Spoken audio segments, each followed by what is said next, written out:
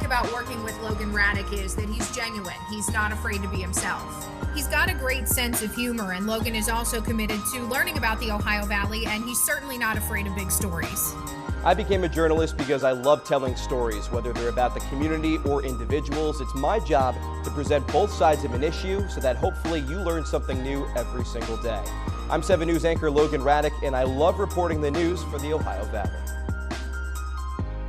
But first, 7 News has learned from several reliable sources that Wheeling Jesuit University fired many of their faculty members today. Well, Joe Biden is hoping that the third time is the charm. He unsuccessfully ran for the Democratic nomination for president in 1988 and 2008, but a lot of people know him as the former vice president. All new tonight at 10, sex trafficking has become a nationwide issue, but here in West Virginia, officials are seeing a disturbing twist. Another story we're closely following now at 6, police in Richland Township need your help identifying the suspect in a theft investigation. Thanks for joining us tonight for 7 News at 6. I'm Logan Ratick. Here's a first look at the suspect. Authorities say the man stole Milwaukee tools from Rural King at the Ohio Valley Mall. If you have any information on who this is, you're asked to call the Richland Township Police Department at 740-695-9543. 7 News is your local election headquarters. Polls have been open all day across the northern panhandle for several municipal elections. 7 News reporter Taylor Long joins us live in the studio with a full breakdown of what races you should look out for. Taylor? And I'm Logan Ratick. Manchin grabbed an early lead and held onto it all night long. The fight for this seat has been intense since Patrick Morrisey won the Republican primary back in May. We will have reaction from Senator Manchin in just a few minutes. After releasing a video last week, he had his first rally today. And today the focus was really on how he could be a counterbalance to President Trump. He was saying that he believes he's the best opportunity for a Democrat to unseat the incumbent president.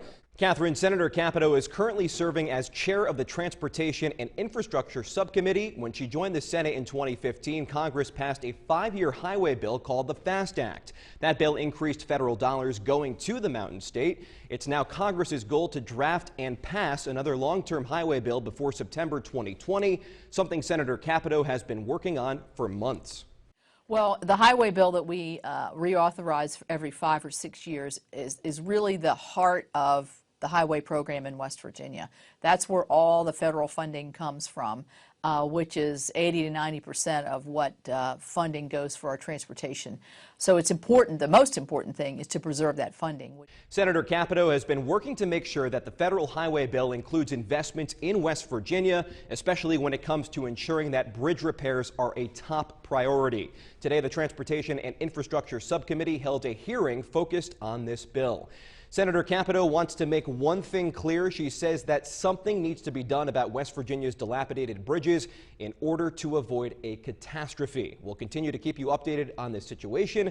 Live in the 7 News studio, Logan Ratick working for you. Brand new now at 6, a profanity-laced voicemail message left by St. Clairsville Councilman Tim Porter has gone viral. A recording of the phone message he left to an unnamed individual has been sent to 7 News and others. Today, Porter speaks out to 7 News with his side of the story. He says he was angry at the person who Porter says borrowed money from him and refuses to pay him back. Porter says he should have never left the message, which includes the F word numerous times, and even uses a racial slur, the N word, referred to a man running for mayor. In tonight's West Virginia Illustrated report, WVU football coach Neil Brown confirmed today that quarterback Austin Kendall missed a practice last week before the Texas game. Brown says Kendall did not practice last Sunday due to an infection in his throwing hand, but Kendall worked with the team the rest of the week, and Brown did not attribute the injury to Kendall's 4 interceptions in the loss to the Longhorns. Instead, Brown says Kendall displayed his toughness last week. It's official. The American Arena League Championship will be played right here in the Friendly City. The announcement was made this afternoon. The Rough Riders will take on the undefeated Carolina Energy at West Banco Arena next Saturday, June 29th. Kickoff is set for 7 p.m. We'll have coverage of this matchup over the next week and a half to get you ready for game day.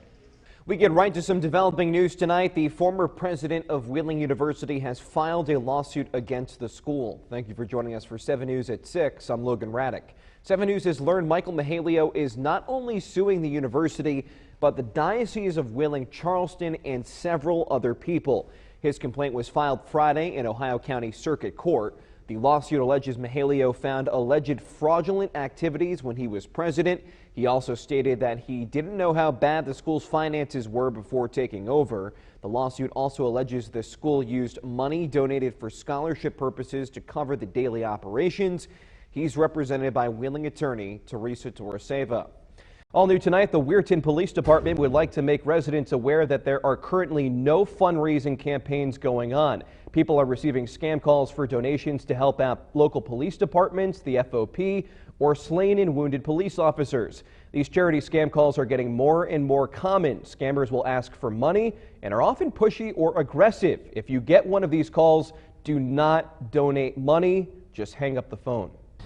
Well, Catherine, not too much has changed since we spoke to you a little bit under an hour ago. Right now, officers and investigators are still on scene trying to figure out what exactly happened here on Delaware Street a little bit earlier.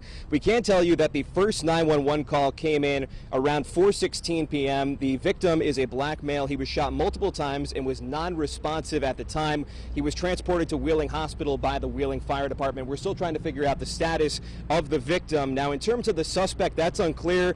It's possibly a male in his 20s wearing a black shirt. We don't know the race of the suspect. He ran towards the back channel of the Ohio River.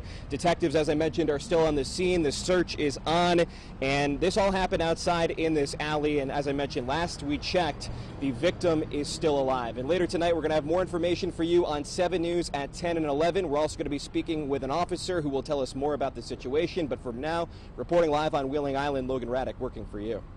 Take a look at this. President Donald Trump is coming back to the Mountain State. The president will be in Wheeling on July 24th at a private fundraiser being held by Murray Energy CEO Robert Murray. Ohio Governor Mike DeWine and West Virginia House Speaker Roger Hanshaw will also be in attendance. Meanwhile, the Brooke County Board of Education and the BDC are trying to sell the former Follinsby Middle School. The property was on the auction block Monday at 10 a.m., but by 10:30, no bids had been placed.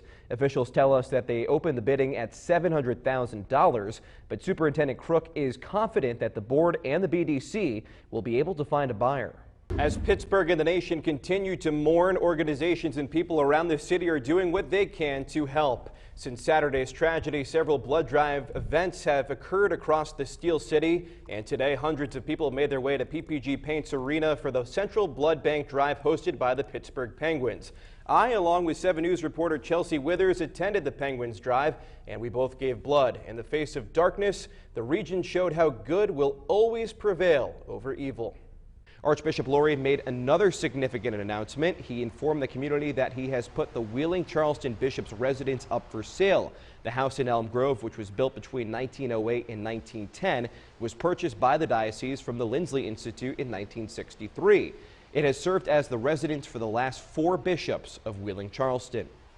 For more information, head over to our website, WTRF.com. Live in the 7 News studio, Logan Ratick working for you.